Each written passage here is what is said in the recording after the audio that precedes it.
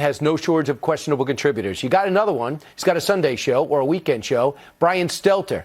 He had former Duke University psychological professor Alan Francis on, and he made this bizarre claim that President Trump might be more responsible for more deaths than Adolf Hitler and Joseph Stalin. I've known thousands of patients. Almost all of them have been well-behaved, well-mannered, good people. Trump is none of these. Lumping the mentally ill with Trump is a terrible insult to the mentally ill, and they have enough problems and stigma as it is.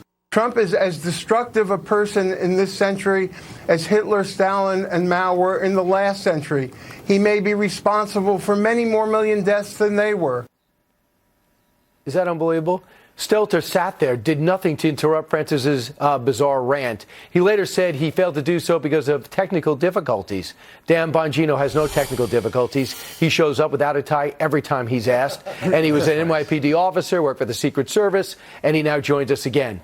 Hey, Dan, sometimes there are technical difficulties and you miss it. But that was a long rant. How do you not qualify that, push back on that?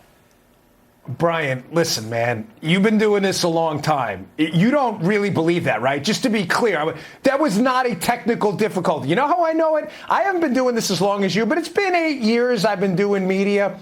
Here's how you know. Go to, what's this show called? Unreliable Sources? No, Go to Reliable their Twitter Sources. feed.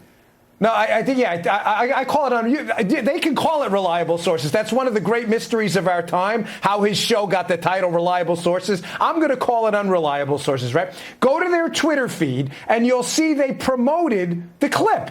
They promoted it, like on their Twitter feed. So if you were having a technical difficulty, and this was such an embarrassment for your show, which it was, this abhorrent statement this guy made, which was really horrible, you wouldn't think you'd go out and promote it yet. And watch Stelter's response. Again, this guy's the most unreliable source on TV. Look, watch what he does. He nods his head. He goes, yeah, he's like, this is total nonsense. Besides, Brian, again, as you know, there are producers in your ear. Someone could be talking to me right now. They're not. Right. When something like that happens, they can get in your ear and say, hey, listen, you may want to cut this short. Nobody did that. So if he was having technical problems, somebody heard him because he was still on the air. Why was nobody stopping him short? The reason is Stelter's lying. And one more thing about Stelter, Captain Unreliable Sources. This is the same guy who's been calling out this network and other places. He called out Mark Levin for being a conspiracy theorist, for saying that there was a FISA warrant on Trump.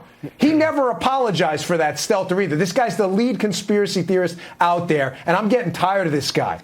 Right. Dan, thanks for firing us up. We had to cut you short a little bit because the President of the United States decided to land just before I introduced you. Please don't hold him personally responsible. And the President, no, I like the President. That's fine. I understand. You were very good there. You're very good extemporaneously. I like that. Nice job. Thank you very much. I enjoy your sarcasm. It's always enlightening. All right. Meanwhile, elsewhere on